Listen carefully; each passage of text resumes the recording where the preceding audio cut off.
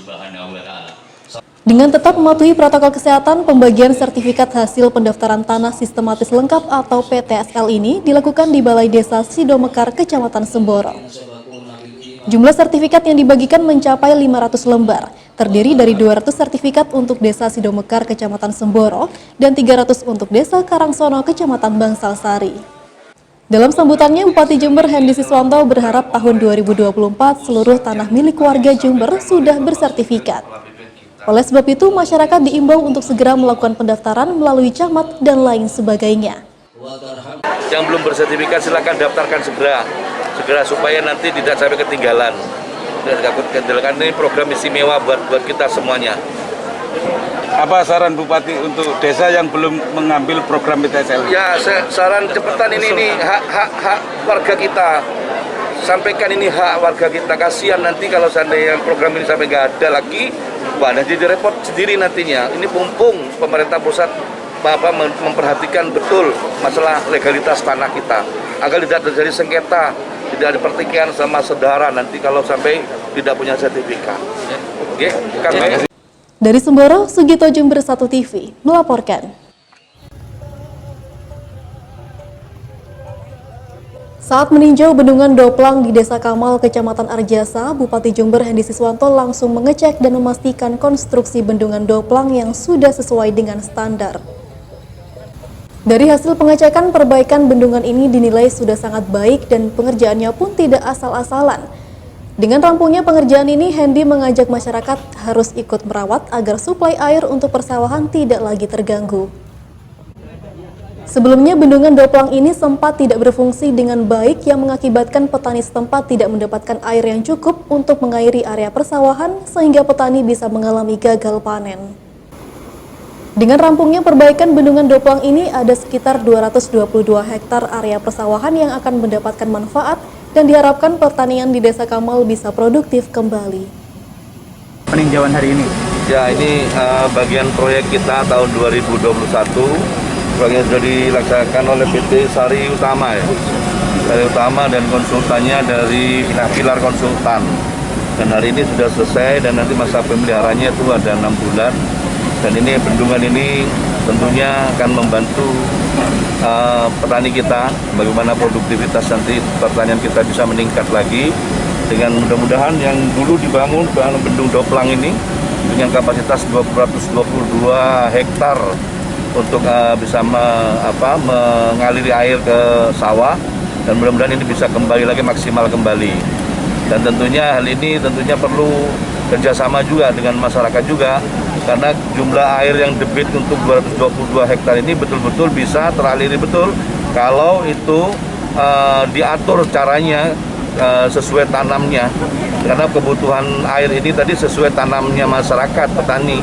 Kalau tanamnya terus-terusan pakai padi terusan dan berubah-ubah ya nggak cukup pada saat musim kering, musim kemarau. Tentunya harus ada pola tanam, dan harapannya dari teman-teman juga bisa membantu para petani mengedukasi untuk bagaimana mereka bisa melakukan membuat air ini semaksimal mungkin kebutuhan untuk petani kita tanam.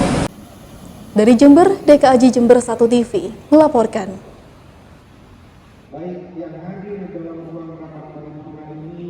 Dalam sidang paripurna secara resmi, eksekutif dan legislatif telah menetapkan Perda APBD tahun 2022. Menurut Bupati Jember Hendy Siswanto, penetapan ini merupakan kerja keras Pemkab dan DPRD Jember. Berkat kerja keras tersebut, akhirnya Kabupaten Jember mempunyai APBD pada tahun 2022. Untuk APBD 2022, Hendy menjelaskan masih akan fokus pada infrastruktur, khususnya perbaikan jalan yang masih butuh prioritas sampai saat ini. Selain itu juga fokus terhadap sektor pariwisata, karena sektor tersebut adalah sektor paling bagus untuk mempromosikan Jember dan bisa menjadi andalan untuk PAD. Tentunya untuk anggaran kita sekarang ini, kita juga memperhitungkan fiskal yang ada ya. Tetap ini kita harus lihat kondisi terakhir kita, dan tetap orientasi kita adalah di infrastruktur. Dan tinggal nambah sedikit lagi langsung masuk ke pariwisata.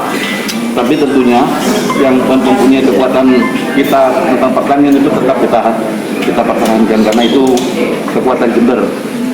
Infrastruktur, pertanian, pertanian dan pariwisata. Dari Jember, DKAJ Jember 1 TV melaporkan. Dengan didampingi oleh Kepala Dinas Pemberdayaan Masyarakat dan Desa atau DPMD dan Kepala Badan Penyelenggara Jaminan Sosial Kesehatan atau BPJS, Bupati Jember Hendy Siswanto menyerahkan klaim jaminan kematian kepada 1 mantan Kades, 1 anggota Satpol PP, dan 7 orang ahli waris RT RW. Masing-masing RT RW mendapatkan klaim 42 jutaan termasuk Satpol PP dan Kepala Desa sebanyak 52 juta ditambah sembako.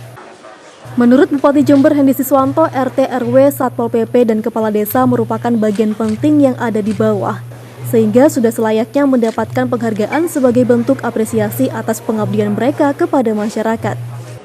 Wajib, dan itu tidak melihat itu RT-nya kaya maupun RT-nya masih belum beruntung, belum tidak melihat ke sana. Tapi mereka adalah ujung tombak daripada kemajuan Kabupaten Jember dan ujung tombak pelayanan terhadap masyarakat Jember. Dan kami akan memperhatikan itu. Dan insya Allah berikutnya ini, tahun 2022 kami juga akan memberikan jam sostek terhadap buruh tani. Nah ini nasibnya juga sama ini. Ini kita harus perhatikan ke sana. Dan harapan kami nanti jam sostek semuanya, semua masyarakat Jember semua dapat jam sostek. 9 orang ahli waris yang mendapatkan klaim tersebut adalah keluarga almarhum Sukarji, mantan Kades Keraton Kencong, almarhum Sutrisno, Satpol PP Gumukmas, Karnam, RT RW Gumukmas, Tunggul, RT RW Wonorejo Kencong, Musjatim, RT RW Sumber Baru, Slamet, RT RW Sumber Agung Sumber Baru, Buno, Badean Bangsal Sari, Syukur, Badean Bangsal Sari, dan Muhammad Irfan Huringin Agung Jombang.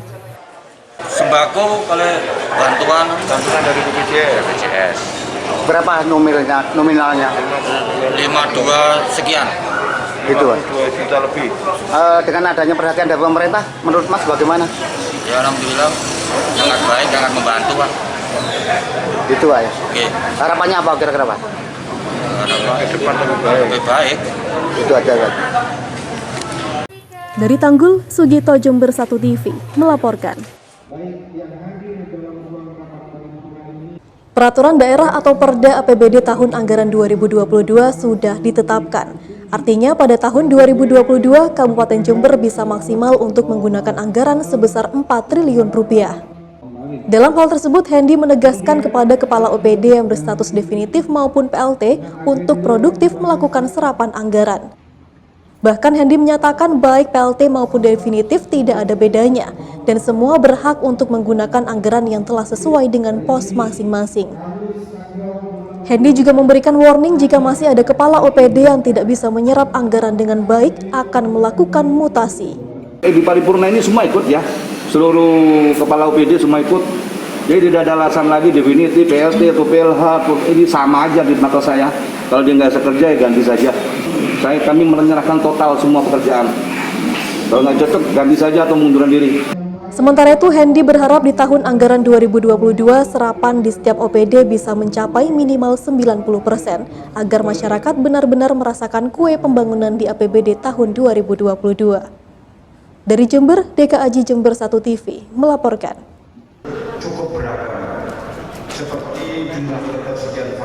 Giat pendampingan, monitoring, dan evaluasi vaksinasi COVID-19 digelar di Aula PB Sudirman Pemkab Jember. Dalam giat ini, Kepala Dinas Kesehatan Jawa Timur serta Kakesdam 5 Brawijaya menggelar diskusi langsung kepada seluruh kepala puskesmas, Babinsa, dan Babin Kaptipmas mengenai kesulitan atau keluhan terkait percepatan vaksinasi COVID-19. Kadinkes Provinsi Jawa Timur Dr. Erwin Astatriono menuturkan sebagai garda terdepan penanganan COVID-19 baik Nakes maupun TNI Polri harus terus bekerja ekstra menyadarkan masyarakat pentingnya vaksinasi COVID-19 sebagai bentuk upaya meningkatkan herd immunity.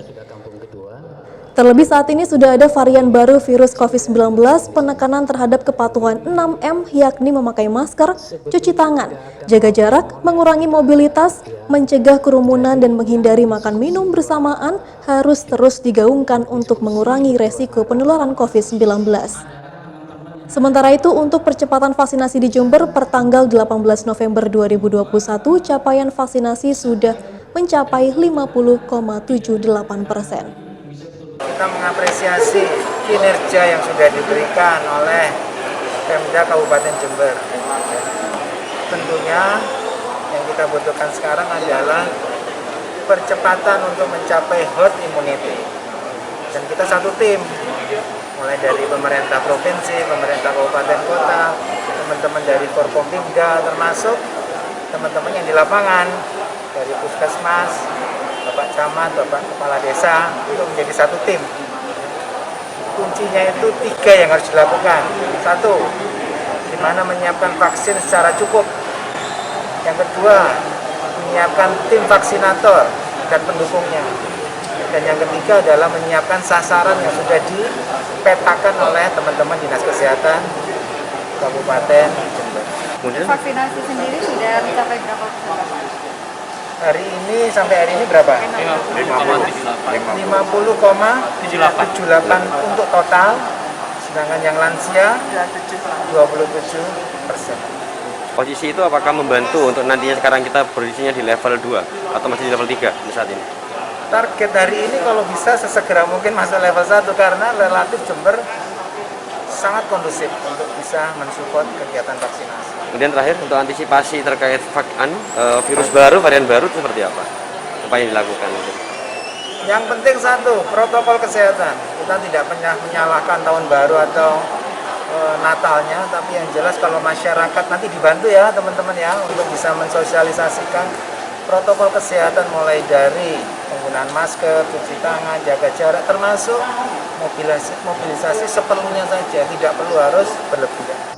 Sementara itu untuk stok vaksin di Kabupaten Jember sejauh ini masih aman. Dengan monitoring dan evaluasi ini diharapkan di akhir November capaian vaksinasi di Jember bisa mencapai 70% sehingga target level 1 bisa tercapai.